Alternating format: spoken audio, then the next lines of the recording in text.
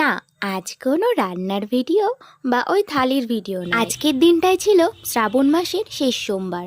আর এই সোমবারে আমি কিভাবে পুজো করলাম সেটাই তোমাদের সাথে আজকে শেয়ার করব। দেখো, প্রথমেই তো স্নান করে ঘরের পুজোটা দিয়ে নিয়েছিলাম। তারপর এক এক করে 5 রকমের ফল কেটে নিয়েছিলাম আর 5 রকমের মিষ্টি সাজিয়ে নিয়েছিলাম।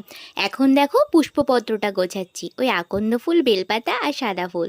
তারপর দেখো নৈবেদ্যটাও সাজিয়ে নিলাম। আমি কিন্তু এই প্রথমবারই শ্রাবণ মাসের উপোস করলাম, মানে 3টে সোমবার পুজো করলাম, তার মধ্যেই আজকে শেষ সোমবার। দেখো এখন আমি চন্দনটাও বেটে নিলাম।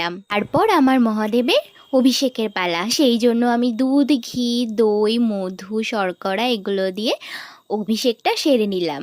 এরপর মহাদেবের যে বেদিটা আছে সেখানে আগে একটা বেলপাতা দিয়ে তারপর ওখানে মহাদেবকে স্থাপন করলাম। তারপর চন্দন, সাদা তিল, আকন্দ ফুল, বেলপাতা, টগর ফুল মহাদেবের পায়ে সমর্পণ করে তারপর ওই গঙ্গা জল আর দুধ একসাথে ঢেলে দিলাম। লাস্টে ধূপকাঠি আর প্রদীপ দেখিয়ে মহাদেবের পুজো সম্পন্ন করলাম।